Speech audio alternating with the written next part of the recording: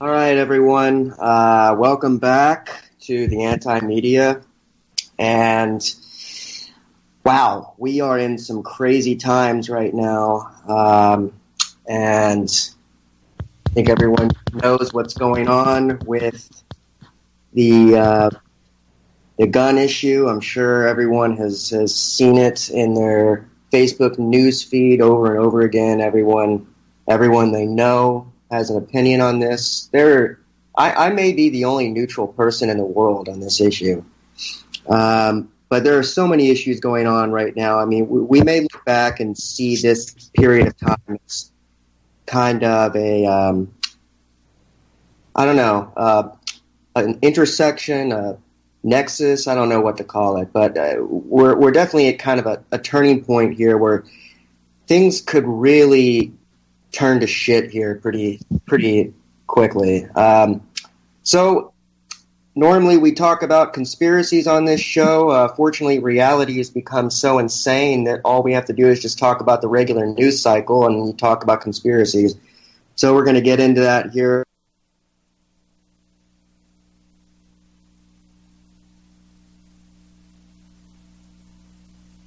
I'm doing fine, man. I don't know. I don't think that where we're at here subscribes as much to the paranoia that's coming on the coasts from the weird media onslaught. So all I can say is I'm seeing people getting really paranoid back home, and it's not affecting much here. So yeah, I mean, it's not just the gun control issue I'm talking about. There's First Amendment issues. There's just generally, I guess what I'm talking about is a general feeling that there is a very, very polarized us versus them ideology going on among both sides of the political spectrum. People are radicalized. People that... Well, me and Nick, we all went into it last night where it was like, could you imagine what would happen if the second went? The first would go too, and can you imagine with this regime in right now what would happen? I mean, well, it'd be insane, and that's what we're going to have Claire Bernish, journalist, on the show here in a minute, and so we're going to get into that aspect of it because I think there's a lot of stuff going on that that a lot of people maybe don't even know about it with regards to censorship. So we're going to get into that here in a minute. And actually, Claire, are you in the call? I see her here. All right. Well, she'll be joining us momentarily. But so okay. So you think that this general issue, you think this is largely media hype, DB? well, I mean, the funniest thing about it is that if people still think there's like two sides going, like fighting it out right now, like you can be assured that the same people control both sides, which is the banking and the banking side and the military side are just kind of duking it out right now.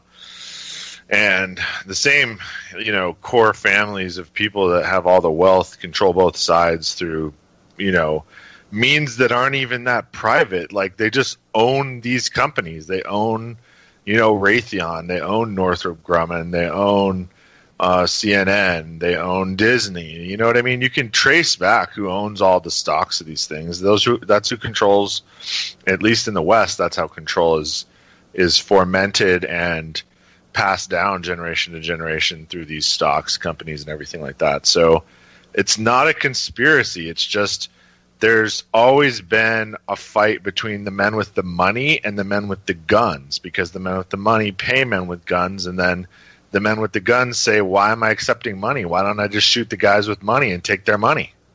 That always happens every time in every country, and coups always happen around those two facets. But at the end of the day, the people in true control don't care who wins and will always lose. That's what people need to understand. Absolutely. So when you say it's us versus them, you're very right. The only reason that the United States has free speech is because we're armed. If we disarm, we will lose free speech. Look at the UK. If you criticize someone in the UK, you'll go to prison. Yet, if you do something atrocious like, I don't know, knife someone, you can get out in 2 years.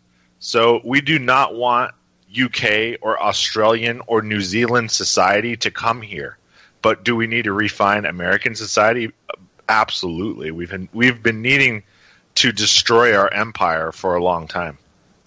Well, yeah, and I think at the core of this, not that there's a single problem. I mean, ultimately, this is an extremely diverse problem.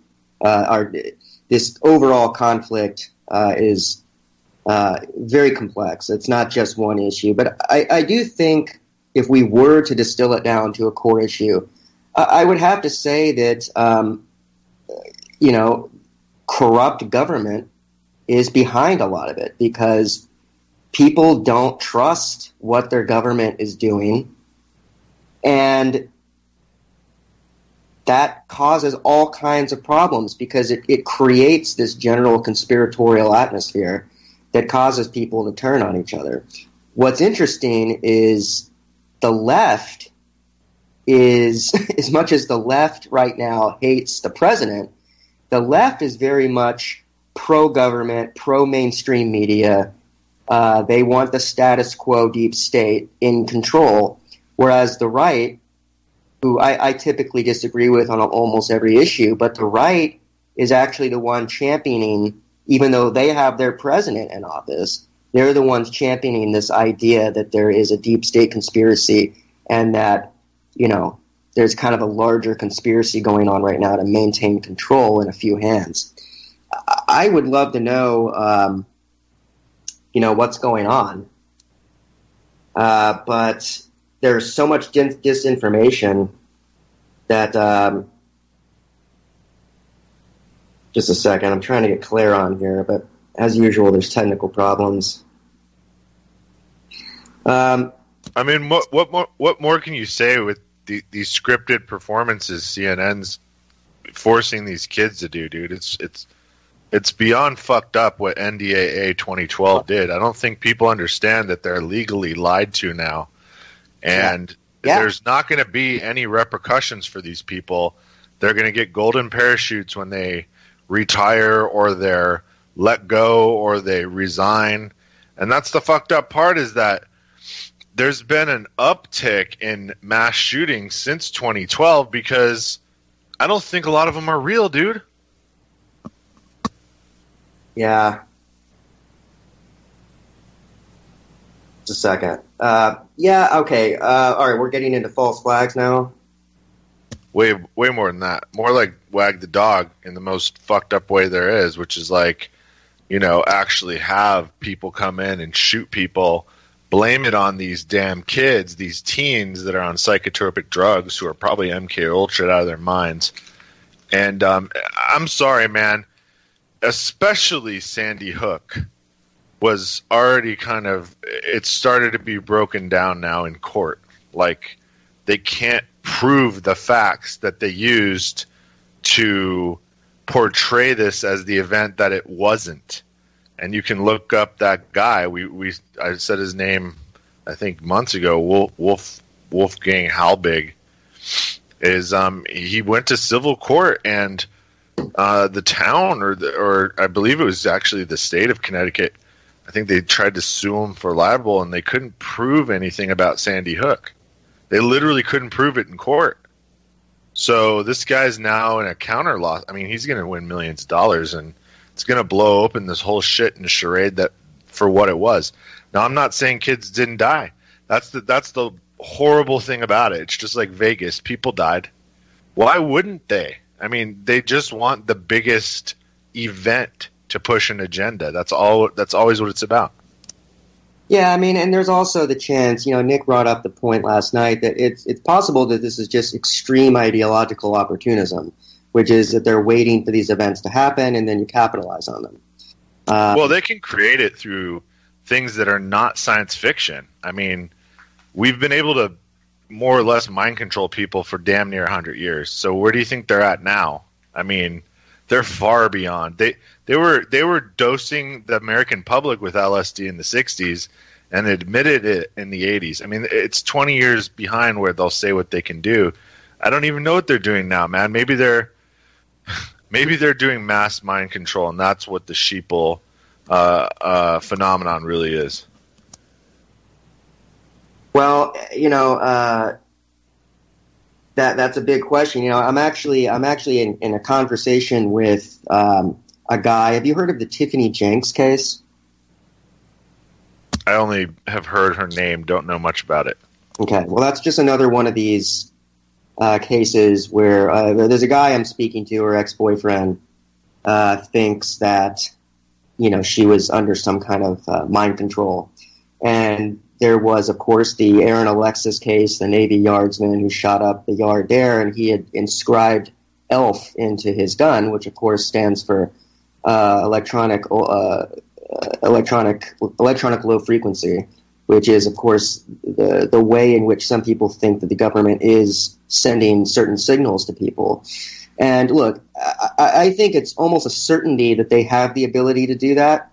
I'm not sure it's advanced enough where they would be able to definitively make someone do a specific thing, but I think they can definitely push someone in the direction of doing something horrible. As far as the psychotropic drugs, I don't buy that for a second, and that this is coming from someone who's been on every single antidepressant in the world, including SSRIs, all of them.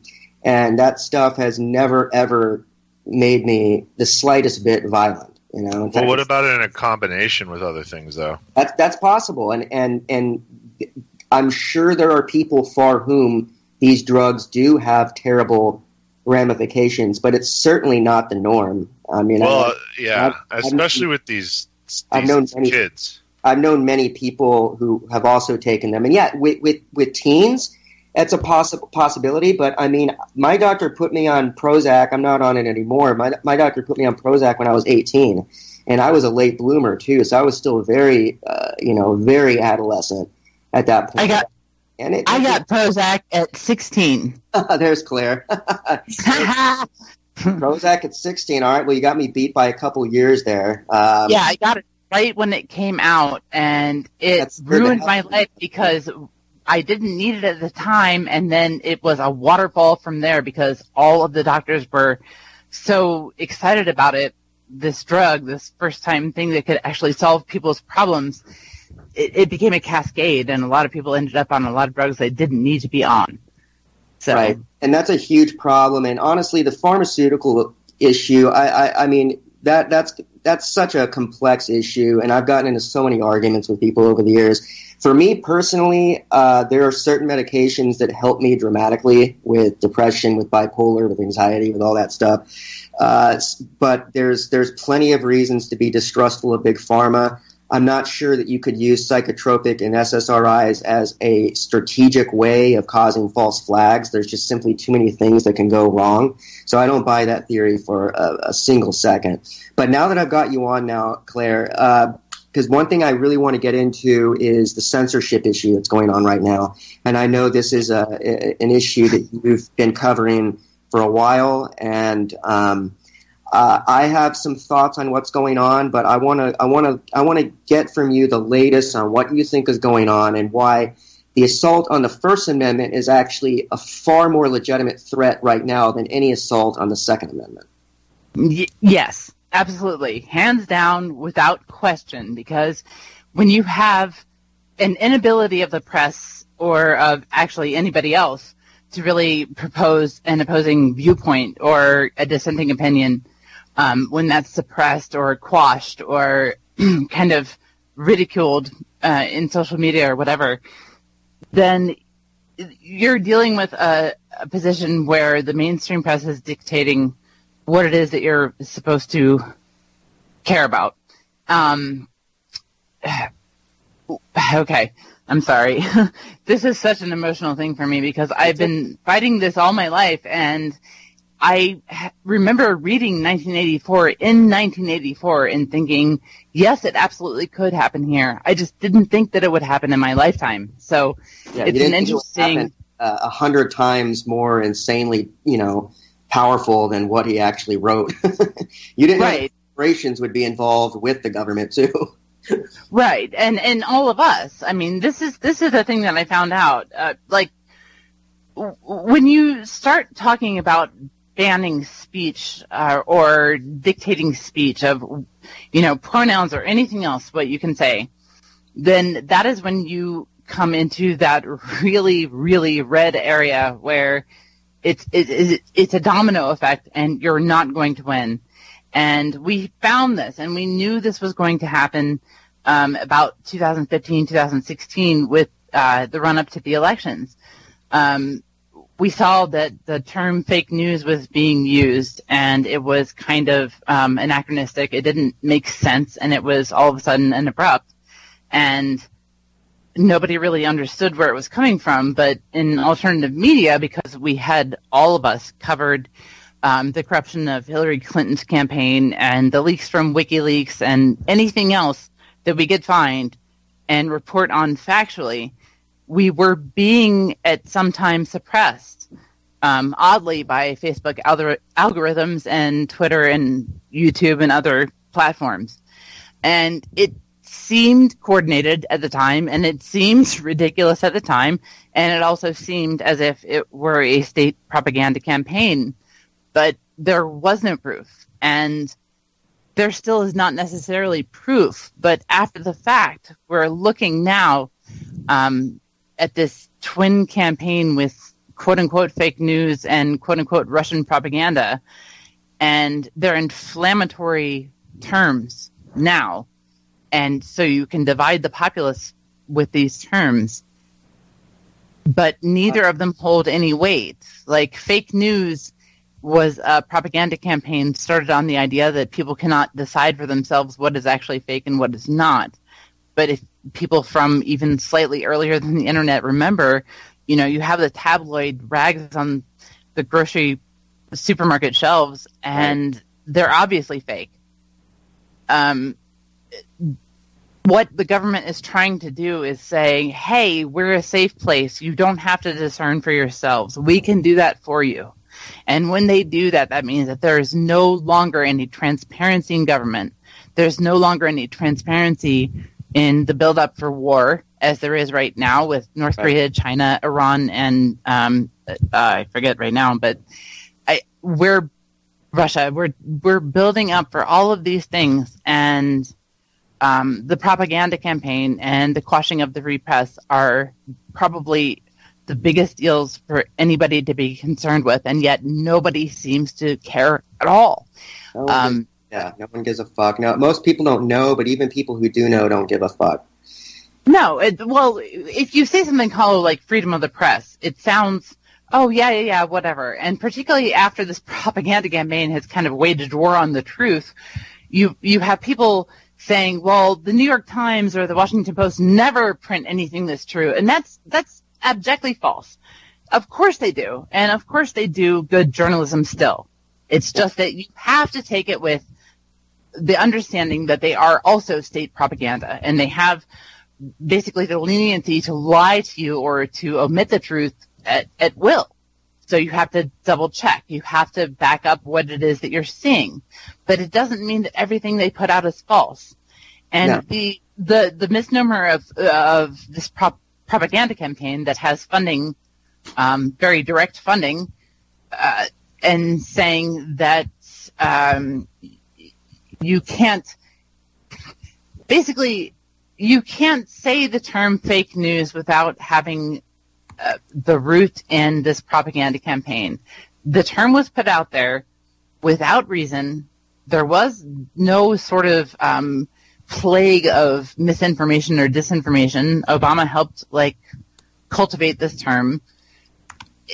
We are having this disaster in information and transparency because people are falling for this term and everybody's pointing the finger and saying fake news, fake news, fake news, but nothing really is. Yeah, absolutely. And, look, this is a complex issue, and just to give some context here a little bit to what we're talking about. So, and DB mentioned this a little bit earlier. So in 2012, the federal government officially legalized the use of propaganda on the American people. I don't know how you can look at that and not be creeped out, but because Obama was president, a lot of people looked the other way. A lot of civil liberty activists just kind of went into Xanax mode during the Obama campaign, during the Obama presidency. Then, of course, as Claire was talking about, you get this incredible buildup of the fake news meme, which, of course, is just a standard way of controlling the narrative.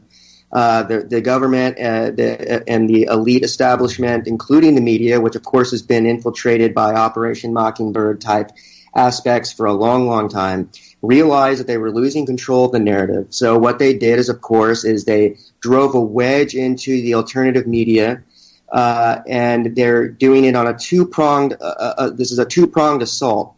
The first is through, of course, social media of basically using the Russian propaganda thing to divide people and to say, look, there's certain news sources that can't be trusted and they're subverting our democracy. So these are the sources you need to listen to. And of course, these sources are the ones that are the state controlled. And then they're also doing on the algorithmic front, and this is, of course, a big issue that's affecting all of us in the alternative media, which is that they are demonetizing content on YouTube.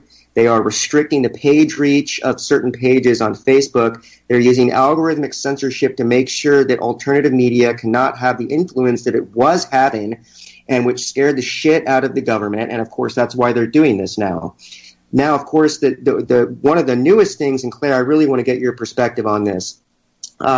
So the heads of Google, which of course controls YouTube, Twitter, and Facebook appeared before Congress last month and literally said that they are now trying to subvert extremism through homegrown propaganda, which is to say that people on these sites that are looking for radical or extremist content are going to be redirected toward specially made propaganda made by these sites. Have you heard about that? I had not heard about that specifically, but I will say that that does not surprise me. The propaganda campaign has kind of upped its ante, and beyond just that, go ahead. No. I'm just trying to find some more details of that, but please go ahead. No, we have this campaign of, I mean, if you take the different political perspectives, you can take the red and the blue together, and you can look at this from the outside, and you can say each can find some sort of patriotic false premise to be behind this propaganda campaign because, we're talking about, terrorists, let's quash the terrorists. That's an easy thing for people to get behind, and that's the idea.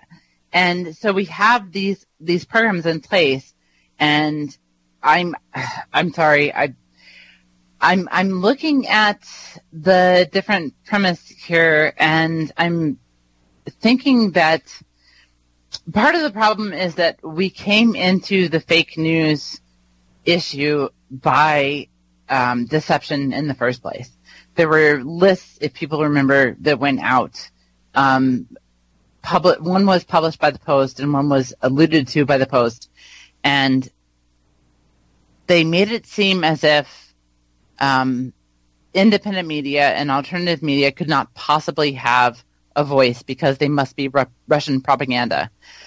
We have an entire campaign issued at people who might be Russian propaganda. But we're looking at the switch in the Nuclear Posture Review to say that we can now use nuclear weapons aggressively, like as a first strike, instead of only in defense of a nuclear weapon against us. So we're looking at all of these things together with the propaganda. And it is not entirely unlikely, which is what the people at the, I can't remember what their name is, but the people who set the clock at 2 minutes to midnight, right? They're saying that we are so much on the brink of things that we all need to be careful. And all we are doing is posturing and using language and semantics to argue back and forth and volley back and forth. And it's ridiculous. And the worst part about all of this is that people are following it as if it is still truth. And if people would take the time to get to know the countries that it is that the U.S. says that it's enemies against, et cetera, then this would not even be an issue. And I'm sorry to get philosophical, but this is just, in the past week or so, I keep looking at this propaganda campaign and what is meant basically to erase freedom of the press and freedom of expression. And it breaks my heart. It's terrifying. I'm looking at this in the context. I went to school in the 70s, and I look at the context of this in the 70s, and I think we never thought that we would get here, and we never thought that we would be, posturing against one another for no particular reason in deference to the humanity of the world. And we're here. And the problem is not only that, but people on social media across the world, instead of coming together and saying, this is freaking ridiculous, you're right, what they're doing is picking each other apart instead for political ideology and everything else. It makes no sense. We're coming very close to the brink, and I don't think people realize how much. If anybody has actually studied the Pentagon Papers and what Ellsberg has left out that he copied and did not leak, then they would understand how very, very, very close we are at any moment to nuclear war, and how imperative it is that we stop this vitriol against one another and realize that it isn't any of us who has the finger on the button, but it's the government. And as long as we give them permission to have that finger on the button, we're all victims of them. I'm sorry, I don't mean to get philosophical again, but this is, the more that I look into this and the more that I delve into documents, the more that I talk to whistleblowers, I talk to Kiriakou and several other people, the more that I understand what's going on, the more that I realize how blind and how dangerous it is for people to be apathetic right now. And it breaks my heart that people don't care about the fate of where they live on the planet. Well said, and I mean, I think your emotion here is very important and powerful, and I found this aspect of this that I wanted to run by you here, which is I wrote this article called Facebook, Google, and Twitter Announce Counter-Speech PSYOP to Keep Public Docile. So I'm just going to read a couple sentences here, because there's been some Orwellian shit going on, but this one took my breath away. So this was last month. Representatives for the three companies, Facebook, Google, and Twitter, testified before the Senate Committee on Commerce, Science, and Transportation to outline specific ways they're trying to combat extremism online. Facebook, Google, and Twitter aren't just tinkering with their algorithms to restrict certain kinds of violent content and messaging. Of course, they're doing that too. They're also using machine learning and artificial intelligence to manufacture what they call counter-speech. Essentially, their goal is to catch burgeoning extremists or anyone being radicalized online and re-engineer them via targeted propagandistic advertisements. Now, this is a new chapter here. I mean, you're talking about proprietary propaganda created by these companies in support of the government. Exactly. That's the thing. It's as if the corporatocracy is driving the government in all of this, and that should terrify everybody. That actually is that's a telling statement right there. I don't think that people understand. There's a very solid imperative reason why freedom of speech, expression, press, etc. are written into the very First Amendment. It's not as if I give credence myself as an anarchist to the laws or the premise or anything, but my family in politics and journalism, I understand what these things are in the society where we are built upon rules and laws and legislation and failed politicians, if you will. And to hear that there are the brazen premise for so many laws where, I mean, it's as if we're being curbed our rights, not even subtly anymore, and nobody cares. All of the people who are on, say, Trump's side, who are screaming about, well, the Constitution, I will tell you one thing. If you are not screaming about the Constitution with freedom of the press and freedom of expression and freedom of speech and in actual honesty and not in your own definition, but as it was intended, which is a broad interpretation, then you're failing the country. And likewise on the left, for anybody who says that it should be inclusive, we should be including all these people. We must have freedom of speech because these people matter and these people matter. It does not matter unless you are enveloping everybody and you are discrediting the government, because all that is happening right now is that the government is going to take rights away under the cover of that premise. And when you say free speech matters, but you say, oh, hate speech does not. Well, in fact, it does, according to the Supreme Court. And if you say hate speech doesn't matter and it shouldn't matter and it must be taken away, then you are advocating for the state that is going to oppress you in the end. These are not impossible, like, irretractable beliefs. These are not something that people should have a hard time with. It's just that at this point, if we don't start working together, which I see no hope in, it's all fading away. I mean, the empire deserves to die. I think we can all pretty much agree on that. But as it dies, do we all have to suffer too? Or can we, like, at least come together and work together cooperatively and overcome these differences that are so arbitrary? I'm sorry. No, don't apologize. You're passionate about it, and this is an important issue. I'm glad to have you back on the show. I'm sorry I don't have a lot more to add. You know, when you get to that point where it gets boring and tiring just to deal with bullshit, it's like, fuck it. At this point, it's going to break down anyway. It's like you need to band together with people, and if there's people you love, you got to somehow to find a way to protect them because maybe they're not aware. Well, I agree, but we can't, like, also just let people go. I mean, this is the thing in the activist community. Even when you have a major problem, people always say they care, and then they're not there. There was. I'm 40. I'm almost 44. In a week from today, I'll be 44. And I'll say in the 70s there was this thing where, or even the early 80s, where the whole community kind of, without question, just looked after each other. It wasn't labeled anything. And everybody just kind of got along, and they did their thing together because they were making good for each other. And we have come so far from that it chills the bones and it hurts the soul.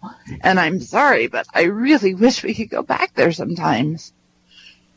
Yeah, there does seem to be some issues with solidarity right now, and I think that if the government had a plan to fragment these different movements, they've certainly done a good job at it, because across the board, I think a lot of movements are being splintered right now, and people are turning against each other when they agree on 95% of the issues. Somehow those 5% that they disagree on are causing people to literally turn on friends. And it's just nuts. I mean, it's the whole divide and conquer thing that we always talk about, but it's still in use, and it's having a chilling effect, that's for sure. So, I mean, usually we try and talk about what we could possibly do to fight back. Unfortunately, with this algorithmic censorship, I mean, anti-media is being straight up just pilfered right now. It makes it very difficult to fight. at least using information. When the information when these corporations are literally censoring the algorithm that allows this information to get out, I mean, that's just stunning. It's just, it doesn't surprise me particularly, but it cannot be overstated how shocking it is that the gatekeepers of the internet are bonding with the government to restrict free speech. If there are people out there who have large pages or, pages with big followings who have seen the censorship, etc., document that. Take screenshots, note the falling in, reach and everything else. Like, document that and get it to me. It's not as if there aren't people who haven't noticed this is going on. We tried perhaps 2 years ago to do something in advance when we saw this coming. Now this is very clear, and I think that it might be possible. Yeah, Claire, we were on it. We were screaming at the mountaintop. Yep. Years ago about this, and everything that we predicted happened. Sadly, yes. It's unbelievable, man. It hurts. It does. It makes me cry sometimes, honestly. It's a financial blow to us individually, of course, but it goes so much far beyond that. You're talking rights. You're talking about the basic rights of human beings to know information, and when that is taken away, there is nothing left. If you take away the access to information, there is nothing left. What can you have without freedom to access information that is plain and factual? What do you have? You don't have anything except for a totalitarian society.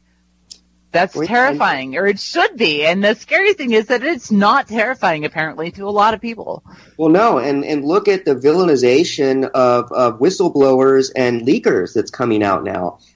There was a time when both the left and the right mainstream criminal cabals were heralding. Of course, they only like WikiLeaks when WikiLeaks is doing something against their enemy, which, of course, shows their ethics pretty transparently there. But transparency in WikiLeaks has a spotlight. Now, say what you want against his motives.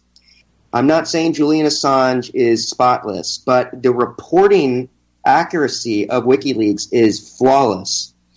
And to see the propaganda campaign that's come out to villainize WikiLeaks and to furthermore to villainize any of the whistleblowers or the chilling effect against whistleblowers, the chilling effect against protesters, all of this is part of a giant plan to disrupt the so-called radicalization funnel, is what they call it. And I wrote about this, about the fake news, quote-unquote, thing. It's a very specific term for a very specific reason, as I called it when it came out.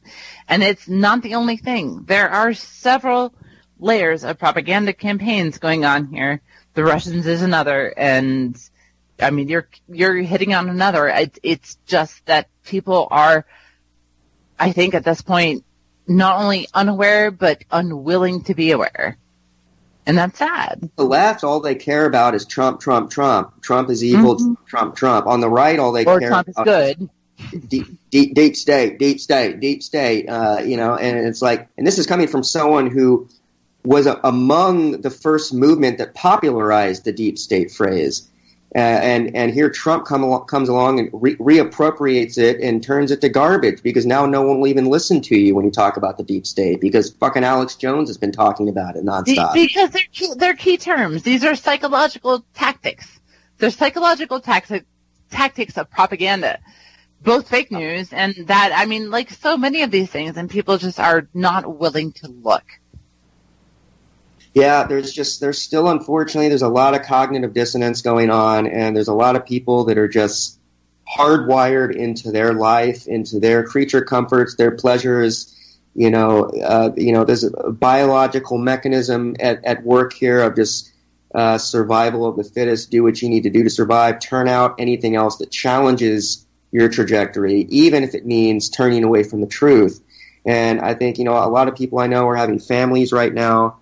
And And I think that plays a big part of it. Even though you would think people would want to make the world a freer, better place for the future, but unfortunately people have very strict definitions on how they want that to go down. And the definitions vary from the left to the right, of course, and all in between, circle back around between anarchists and libertarians. Everyone has their ideal slate of buffet of freedoms that they think should be there. And, I think one day we're going to get to the point where we pick up our plate, we go up to the buffet, and there's nothing there. I mean, I don't want to sound too alarmist, too extremist, but I mean, it's if you look at what has happened since 9/11, I think if you really sit back and you look at all of what has happened in that decade and a half, almost 2 decades now, it's jaw-dropping.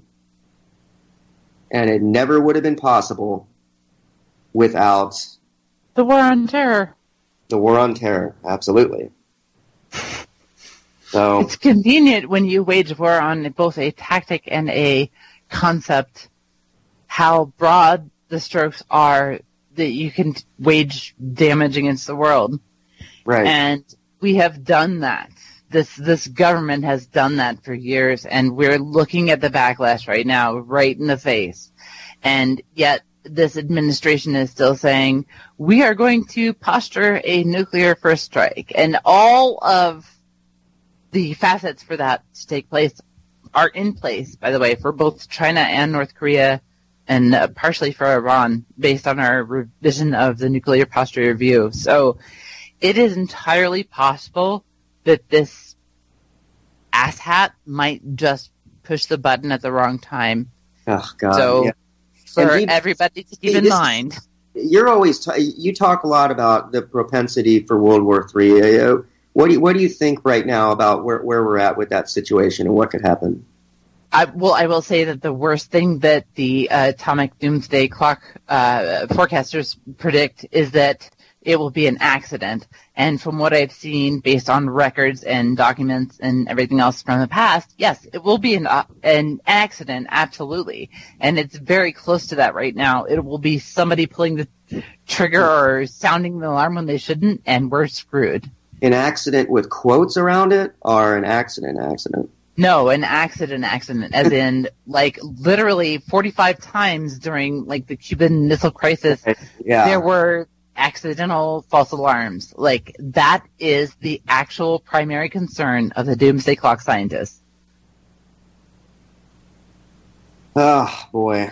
I think we've come so close so many times, too. Like, even this missile thing with Hawaii, I mean, I don't know if anybody's researched it, but the systems that are put in place cannot be a false alarm. So yeah, exactly. Like, there is no, we are so close to just blowing the world up right now. And people they're more concerned with what Mueller has to say or what this, that, and the other thing, when that's such a non-issue to begin with. It's amazing. So you guys are saying that wasn't a fault, like that they really actually, something was about to happen and then it didn't happen. It was a test.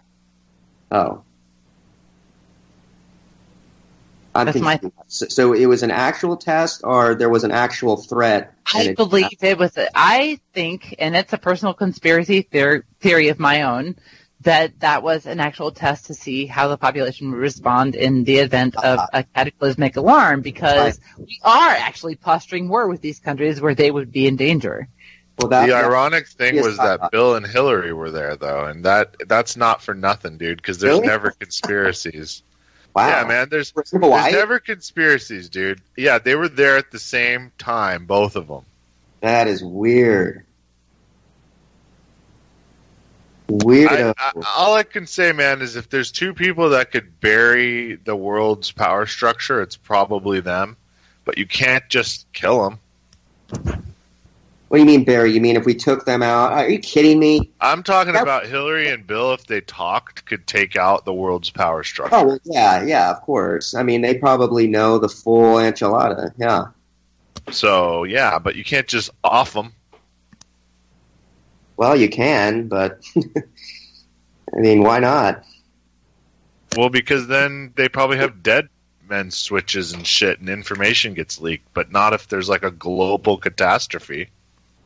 Look, the more preventable than that is the fact that we're about to lose the First Amendment entirely to a campaign that was initiated by Hillary Clinton's campaign, perhaps with help from the Trump campaign. We are looking at censorship on such a massive scale that we will not have transparency in government for a very long time if people don't wake up and look at the facts and what is going on around them. And I rarely say that.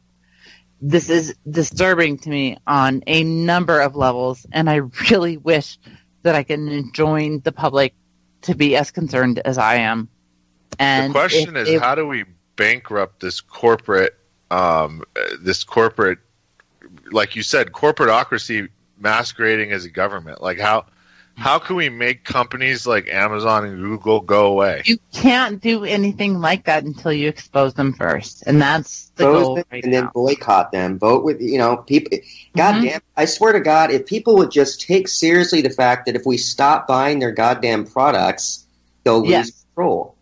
Yes, exactly, because BDS actually works, and that's why politicians in the U.S. were trying to make it legal. Absurdly, yes, that's exactly why. Boycott. More than anything, hands down, across the scale, boycott actually works. And then what about a movement where we actually make it to where not a single person votes in the 2020 election? I have dreamed that for years. Not for the 2020, and there's no way. People are too entrenched in their idea that like pressing that button is going to make the difference.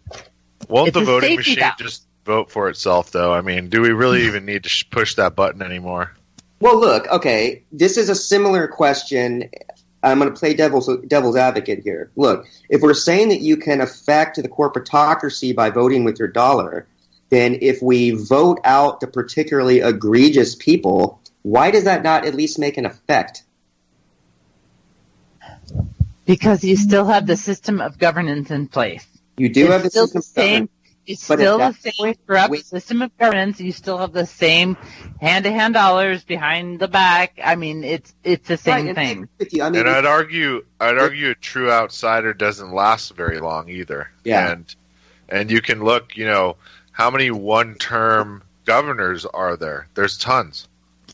Do you think Trump's an outsider, a true outsider, or do you think no? But at the same time, he's not status quo. So. Right. If you thought that the world was shitty and getting shittier, well, now it's going to go on a different course. So now there's at least an opportunity. Whereas before, because people were in such a freaking lull that they wouldn't even see what was happening, at least now they're resisting. Well, some people. They're wearing hats and marching. At least they're getting off their ass for once. At least 50% of the electorate is now solely focused on Trump and, of course, is avoiding every other major issue that went on through the 8 years of the Obama administration, which paratroop them all into Moscow. It drives me fucking nuts. I pretty much had to get off of Facebook because I couldn't stand listening to my Democrat friends continue to bury their head in the sand throughout all of this. It's one of my great disappointments in life is seeing people I used to respect just literally bury their head in the sand. But it happens all the time in lots of different ways. What is it about?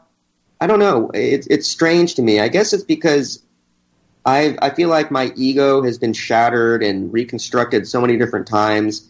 I don't really have a sense of pride in certain things. I don't understand why people are so not willing to consider alternative perspectives. I just don't understand it. Why are people so emotionally married to their narrative? Because it makes you feel good when you have zero power. Yeah, good point. Yeah, I think that's it. Oh boy. Well, this is a real treat. I mean, anytime we have Claire on the show, it's a real treat. But just this group in particular, I love talking with you guys about this stuff. It sucks to be a realist in an era where you see so much potential that if we know there's technology they're suppressing, and we know there's cures to sickness that they're suppressing, and that we know they're causing wars for resources that aren't scarce just to affect a population control and a control grid. And yet we can't, in the one country where we have actual ability to mount a resistance, don't do anything here. Yeah. I think Claire tapped out. She came in and bore her soul for us, and she clearly cares very, very deeply about First Amendment and, it's everything. It's everything. But it's backed up by the Second. They go hand in hand. I don't care what anybody out there thinks that's listening. If we lose the Second, you're not going to have the First. You're just not. Why would they? Why? Go to other countries around the world where they don't have the ability to have private firearms, and they are in a complete tyrannical situation every time. It doesn't matter where they're at. So you think that the only reason we have the First Amendment still upheld right now is because people out there have assault rifles? It's only because of the threat of the potential of that they can't come and do whatever they want anytime to all of us. Right, but remember, there's no way the entire Second Amendment is going to be repealed. They're working on it, though. It comes in. No, they haven't achieved one. They haven't chipped one corner yet, dude. They're chipping away at corners of it as we speak, though. There's legislation being talked about right now. They're talking about the first chip, but throughout all the shootings of the last 20 years, not one gun control law has passed. Yeah, and I think the real reason for that, Jake, is that they were never really worried about the people using it on them, and now they are. Yeah, that's a good point. Yeah. And here's the reason why: because Trump is so polarizing.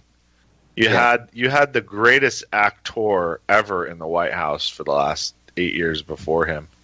I mean, he was a guy that was the great deceiver because he had good intentions coming in, but he did. But even if he did, it was all an act. Yeah, and he did the opposite of what he said he did. Was he created even worse relations here in the country among people of different backgrounds, dude? The opposite of what he said he was going to do. Well, I don't know if I agree with that, but I do agree. I think a lot of that is just, quite frankly, impoverished white people that are pissed off that a black person was president. I don't really think he made this charge that Obama was racist is absolute bullshit to me, but I don't want to get into that aspect of it. Well, I don't know how he could be because he's multi. I mean, I guess he could be racist against like Asians or something. Well, I mean, look, the point is clearly Obama became Bush's third term, and we all know that. And every president since JFK has been the same cabal, so it doesn't, except Jimmy. Jimmy was like a speed bump. Good old Jimmy. But he didn't do anything, and he only lasted a term. And he looked, God, man, God bless him is all I can say. He at least created a template for future presidents that could be like, I'm going to be a Jimmy. Well, yeah, I mean, why would you not donate your time when you have that pension and secret service for life? Is how did he live through those 4 years if he wasn't willing to play ball? I guess at that point, the deep state, they weren't really. It was between Vietnam and Iraq, so that he kind of hit a point where they were kind of like recalibrating shit, Well, yeah, I mean, I honestly think like maybe after you get tapped out after a while for resources, for manpower, sometimes you need that one-term guy, Yeah. I don't know, man. I don't think any of these people can really be good. Not really. I mean, they can be. They don't have to be evil to be president. There's been some guys that I've respected, in office, but none of them are good. You just can't when you have that kind of power. Who do I respect? Yeah. I mean, my favorite president's just Teddy, but that's because I've researched him a lot, and his life was an adventure, and he lived in a romantic period, and he did something called gunboat diplomacy, which I wish we'd practice, which is the threat of war, not war. not going in, not regime change, but saying, if you don't deal with us on favorable terms economically, we will fuck you up. But that's the thing, is he never needed to. He got the Panama Canal solidified. He did so many things without having to go to war. And when he actually went to war, which was against the Moorish Empire, the freaking pirates, it was for a real reason. Not to take resources, but to stop piracy. Who else? JFK? Yeah, but I mean, you have to still look at him as a blue blood and a womanizer, and he was ethically and morally very, very imperfect. But yeah, I mean, he was a patriot. When it comes to presidents, I'm not looking for ethics. I'm looking for ethics. I'm looking for a different set of ethics, not personal ethics. You know, I'm talking about. He was good. I mean, he was a good person, I think, at heart. Greater good. Yeah, I think he was. I mean, his speeches, some of those speeches where he's calling out the secret societies, I mean, that shit will live in perpetuity. I mean, people will be quoting those speeches for thousands of years. Not just hundreds of years, thousands of years. You know who's the worst, though, is Lincoln. Really? Absolutely, dude. Oh, that amendment, it was never about freedom. It was about installing that Social Security number so they could attach a banknote to you. That's really what they rammed in with the Civil War. Interesting. I haven't read much about that, but yeah, it just made us all debt slaves. You know, it really did. I mean, do you think it's possible that maybe he didn't realize what the ultimate ramifications of it would have been? Perhaps maybe it was. Well, he was very intelligent, so I'm not. He was not George Bush. He could have known hundreds of years in advance. He knew. He knew he was capitulating to the bankers because but that was before the Fed, right? Yeah, but I mean, it created the Fed. The Civil War created the Fed, and the Civil War, if it had gone according to plan, which was Lincoln's plan, he was going to deport the entire African American community to Liberia, and then he got killed. Well, weird history, folks. Yep. We are a part of history here. All right, well, it's great to have Claire on. DB, as always, it's great to have you on. And all right, everyone, love each other. I'ma let them know through the stereo. Yo, here we go through the stereo. This is live through the stereo. Go and let it blow through the stereo. I'ma let them know through the stereo. Yo, here we go through the stereo.